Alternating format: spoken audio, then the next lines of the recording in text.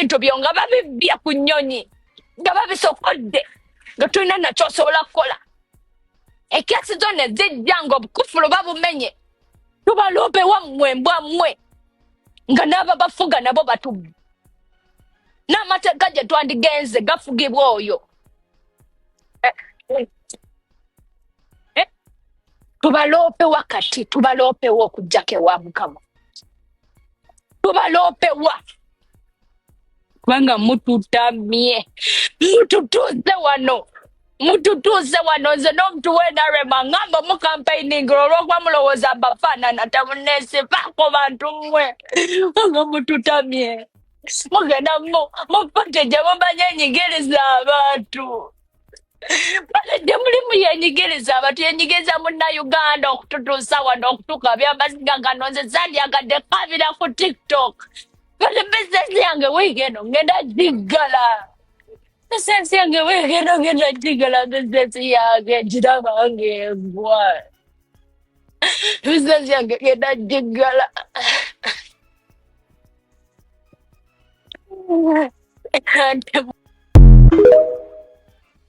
Redison TV kwoli webale kubanga okyagoberera yonna gy'osinzira okubanga gy'otulabira naddala gw'atambula naffe ku mukutu guno atanaba kubanga otwegattako nnyongera okutegeeza nti kkirira wansi awo olaba ekigambo subscribe okikwateko kwata kade aka notification kakuyambako okubeera omu ku abo abasooka okumanya buli bwe tuba tutaddeyo ate n'oba nga obeera notified mu mawulire ge tulinawo era ge njagala okubanga nkutuusaako geego ekitongole ekivunaanyizibwa ku kuwooza emisolo ekimanyiddwa nga Uganda Revenue Authority ekitongole kino nga kyatandikira eyo mu mwaka ogwali gwa 1991 era nga kigambibwa okuba nti kyekibadde kikolekitinga emisolo okuviira ddala mu mwaka ogwo era nga kyekivunaanyizibwa ku misolo gino gisaasaanyizibwa gitya. Bannayuganda bangi abava ebweru w'eggwanga abatuukira ku kisaawe Entebbe babadde nga bamaze ebbanga nga bakompuleyininga ku ngeri ekitongole kino gye kiyisaamu abantu naddala nga batuuse ku kisaawe Entebbe naddala abo ababadde bajja n'emigugu gyabwe abamu nga bava kusuubula abalala nga balina ebintu obaolyawo bye basobodde okuba nga bashopinga mu mawanga gye baba bavudde. Ekitongole kino bannayuganda bangi babadde bakikompulayiningako era ne mu mwezi ogw'omukaaga ngenda okuza omwezi 15 ekiwandiiko kyafuluma ng'ekibiina ekitaba abasuubuzi mu kibuga Kampala oba mu ggwanga Uganda ekimanyiddwa nga UNATA oba Uganda National Traders Alliance baavayo ne bavumirira ekitongole kino ekya Uganda Revenue Authority nga bategeeza nti engeri gye kikolamu emirimu si yeegwanidde. Babinika omusolo ogutaliiko na accountability teguliiko kunnyonnyola lwaki mungi naddala eri bannayuganda ate obaolyawo nga gwa njawulo eri ku bantu abalala abatali bannayuganda. Ekitongole kino bannayuganda bangi bavuddengayo nga bakompuleyininga ku mbeera eno. Kakati bannayuganda ab'enjawulo naddala abava mu mawanga ag'enjawulo nga bajja ku kisaawe Entebbe bangi bafeesinze embeera eno nga kigambibwa nti bwe batuuka ku kisaawe kino emigugu gyabwe abamu bagamba nti emigugu bagisokoola bagikubamu ekituli ba officials okuva mu kitongole kya URA bakuba ebituli mu migugu gyabwe ne babaako bye basomolamu. Kati oli bw'oba wasuubudde emaaliyo egenda okutuuka nga tewera egenda okutuuka nga teri ku mutindo nga bwe badde ina kuba ng'abakulu mu kitongole kya URA mbu bagambibwa okuba nga babadde nga babisokoola. Kati ate omulala agamba ngenda kuwa akatambi awo nti ate ye bwe yatuuka ku kisaawe kya airport ku kisaawe eky'Entebbe ng'ayina omugugu gwe ebintu bye yali aguze abigulidde abaana be abamu bamulekwa n'abalala.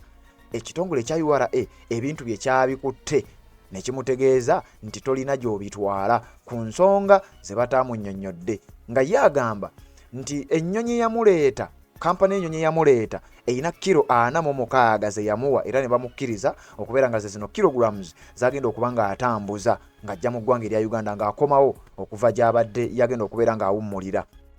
Kakati ono nga ye agamba nti bwe yatuuse ku airport kilo 46 ze babadde bamukkiriza okubeera ng'aleeta. Ekitongole kya URA bwe kyamaze okuba nga kimuceekinga ne bamutegeeza nti ebintu by'olina bizitowa nnyo era bisukka mu kilo z'obadde oli supposed okubeera ng'oyisa ku kisaawe ky'ennyonyi ky'Entebbe International Airport. Era ye akompuleyininga agamba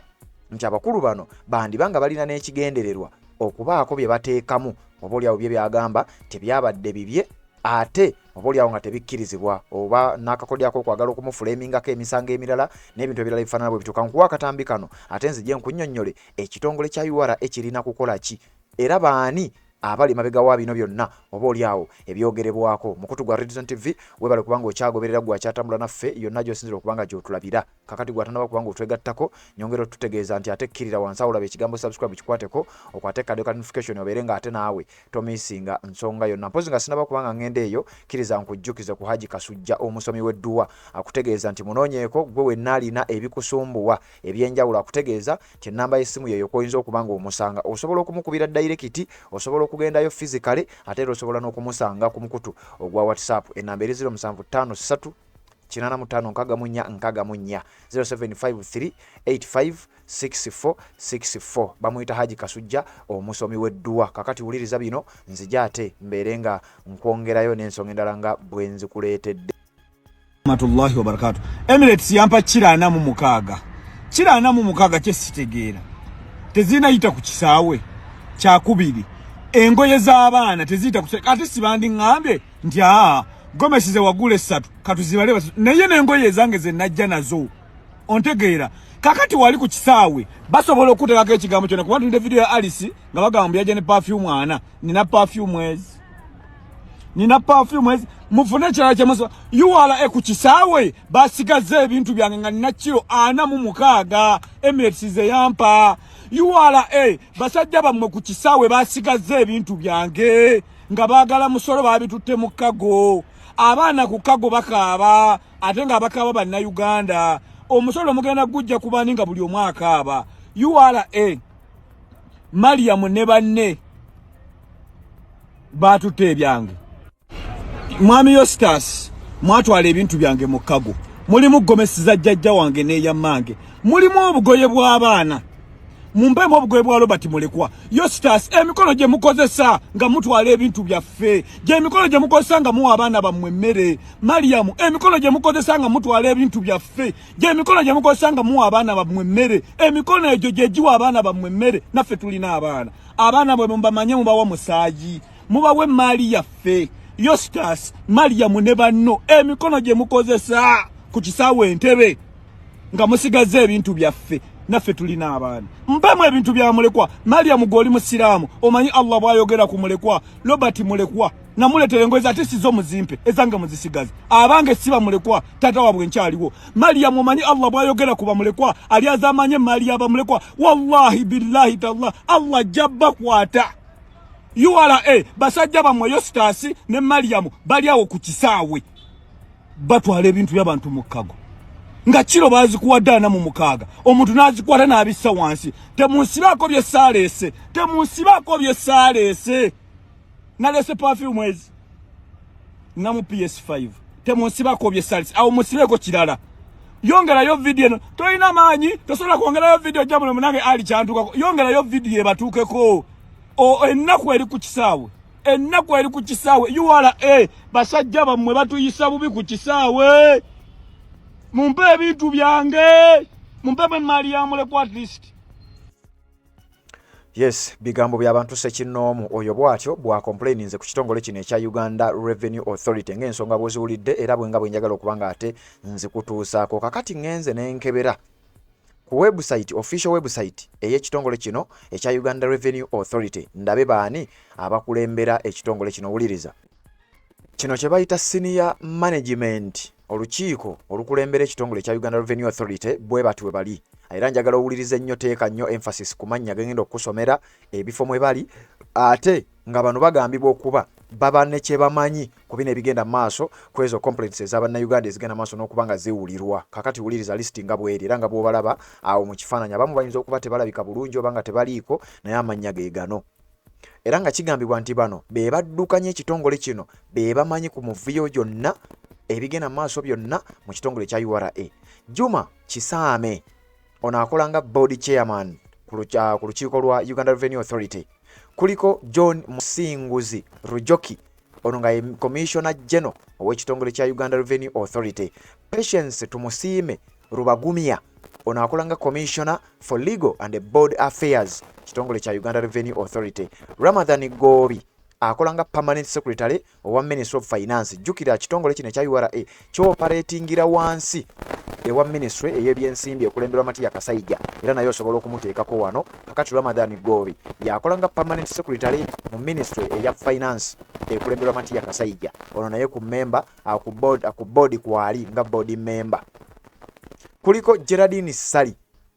permanent secretary ministry of trade, ministry y'ebyensimbi. Era ng'ekitongole kino nakyo kikola in conjunction ne ministry eno ey'ebyobusuubuzi. Kyovula nga omukyalo ono Geraldine Sali ate omukyalo ono gwazaagoberera omukutu gwaffe guno twakuwako ku story emu. Omukyalo ono Geraldine Sali alina emisango egimu mwe yakwatibwa era tetumanyi wa gye byaggweera, wabula tujja maaso n'okukola okunoonyereza ku misango egyo tulabe bukya bwe byatambula era tujja kubikuleetera. Ekyo kibayita Red Zone TV. Sebabulire Patrick nzemberangawo okubeera nga nkutuusaako. Geraldine Sali nga ye permanent secretary wa Ministry of Trade naye kwali ku bammemba ba board eno. Kuliko Stella Nyapendi Chombo, ono akola nga board secretary. Helen Awidi ne Mariam Tumukunde bano nabo nga batuula ku lukiiko olukulembera ekitongole ekya Uganda Revenue Authority. Era bano bamanyi bulungi nnyo ku bigenda maaso mu kitongole kino, bamanyi bulungi nnyo ku ebyo bannayuganda bye bakomplainingako mu kitongole ekimanyiddwa nga Uganda Revenue Authority gwampuliriza era gwazatambula naffe ebbanga lino. Kakati ekitongole kino kirina headquarters zaakyo empya era nga bwesenga oziwulira ngenda kuwa details wuliriza bulungi nnyo. Ekitongole kya Uganda Revenue Authority kitongole kya gavumenti era nga kiri ku mutenda gwe tuyita semi autonomous organization. Ebitongole bino nga bikolera wansi wa gavumenti naye nga tebiringa ebyetongodde, kye bayita semi autonomous organization. Kakati URA bwetyo bwe operating nga bwolaba ekitongole ekya Uganda Human Rights Commission ekitongole nga KCCA n'ebitongole ebirala bwe bityo nti byeddukanya naye ate nga bikolera wansi ewa gavumenti. N'ekitongole kino bwekityo bwe kitambula. Ekitongole kino Parliament y'eggwanga erya Uganda ye yakireeta mu nkola mu mwaka gwa 1991 ne kitandika okubeera nga kyoperatingira wansi wa ministries bbiri, Ministry of Trade ne Ministry of Finance, Planning and Economic Development. Ekitongole kino kiri responsible okwenforcinga, okwasesinga, okukollecting oba okukuŋŋaanya n'okwacountinga ku misolo egyo egiba gikuŋŋaanyiziddwa. Responsible for enforcing, assessing, collecting and accounting for the various taxes imposed in Uganda. Nti ekitongole kya URA kivunaanyizibwa ku kuteeka mu nkola okusolooza emisolo, okwetegereza n'okwasesinga emisolo nga bwe girina okusoloozebwa, okukuŋŋaanya emisolo n'okunnyonnyola oba okuteekawo accountability butya ssente ezo ezisoloozebwa bwe zirina okubeera nga zikolebwa. Ekitongole kino kigambibwa okuba nti kisangibwa ku kizimbe kyabwe ekimanyiddwa nga URA Tower ekyemyaliriro 22 ekimanyiddwa nga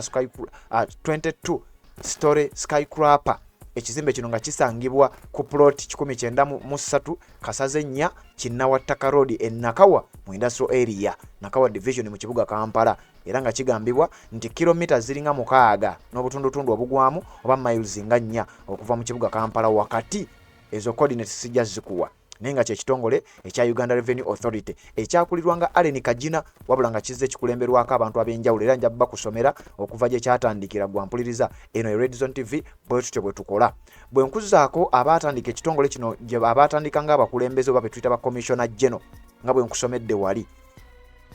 Omukulu amanyiddwa nga Edward Labi Sio ye yatandika nga Commissioner General w'ekitongole kya URA wakati wa 1991 n'asaavinga paka mu 1997. Eri Lwakakooko uliriza nnyo amannya. Eri Lwakakooko n'abeera Commissioner General ow'ekitongole kino wakati wa 1997 paka mu mwaka gwa 2000. Stephen Basweri Akabwai yabeera Commissioner General wa URA wakati wa 2011 wabula yakolanga acting oluvannyuma lw'oli okubanga ali avuddewo ate nga tebannaba kulonda. Stephen Basweri Akabwai n'abeerawo wakati wa 2021. Then mu 2021 ne balonda Anne Briti Aslandi